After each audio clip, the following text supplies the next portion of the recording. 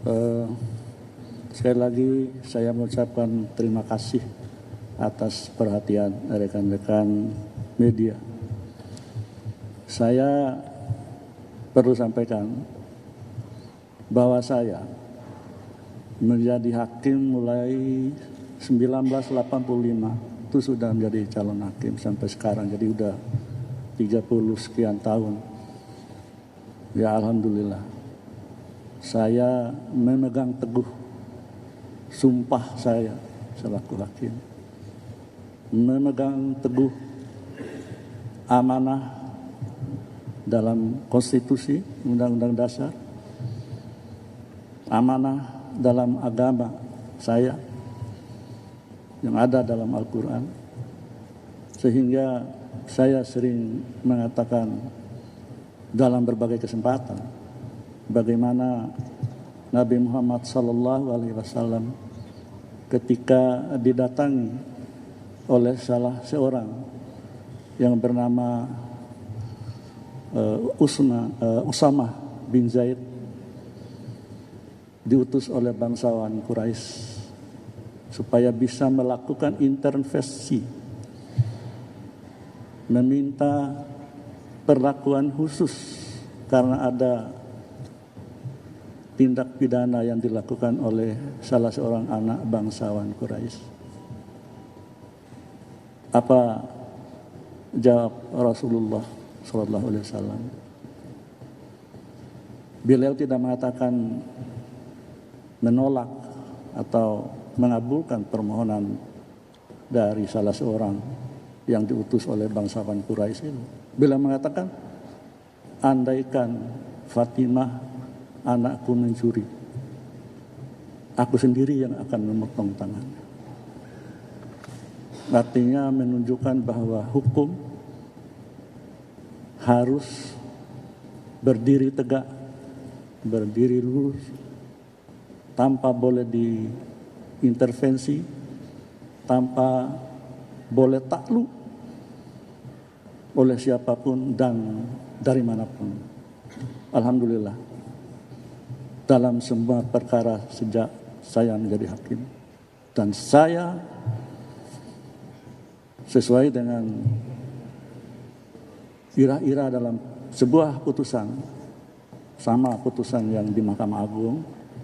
Jadi saya itu hakim konstitusi yang berasal dari Mahkamah Agung. Ira-ira putusannya sama dengan di sini.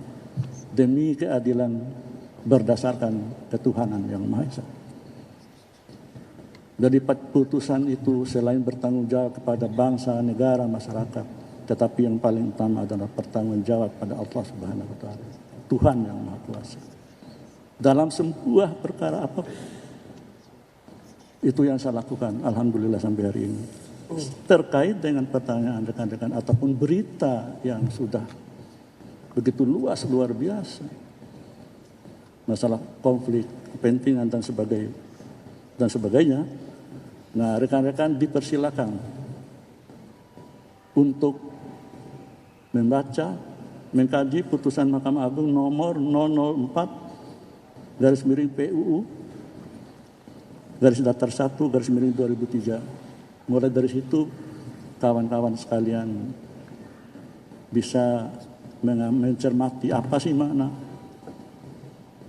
konflik kepentingan, konflik of interest terkait dengan kewenangan Mahkamah Konstitusi.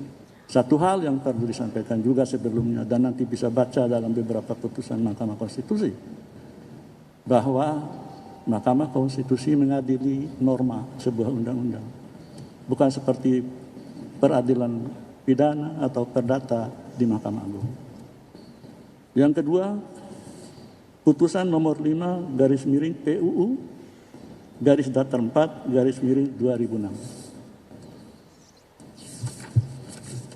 Yang ketiga, putusan nomor 97/PUU _11/2013. Dan yang keempat, putusan nomor 96/PUU _18/2020 Nah, pertanyaan adik-adik wartawan, rekan-rekan media bisa terjawab di sini. Kalau saya melihat secara panjang lebar, ya mungkin kita pada kesempatan ini dan nanti mungkin di majelis kehormatan. Tetapi yang pasti untuk mengetahui lebih awal apa sih makna konflik kepentingan di Mahkamah Konstitusi. Kalau pertanyaan itu diajukan ke misalnya hakim pengadilan negeri, pengadilan tinggi, Mahkamah Agung, atau semua peradilan yang berada di bawah Mahkamah Agung selain dari peradilan umum, ya peradilan agama, pengadilan tun, peradilan militer. Tapi di sini sekali lagi yang diadili itu adalah norma pengujian undang-undang. Jadi norma abstrak itu jadi bukan mengadili fakta atau sebuah kasus. Itu yang bisa saya sampaikan. Nanti selebihnya tentu kami semua termasuk yang mulia Prof. Eni akan mempertanggungjawabkan pada majelis kehormatan Mahkamah Konstitusi. Mungkin itu. Terima kasih. Saya kembalikan pada yang mulia Prof. Eni. Ya, baik. Saya kira saya tambahkan sedikit saja ya. Memang kalau terkait dengan PHPU, ya PHPU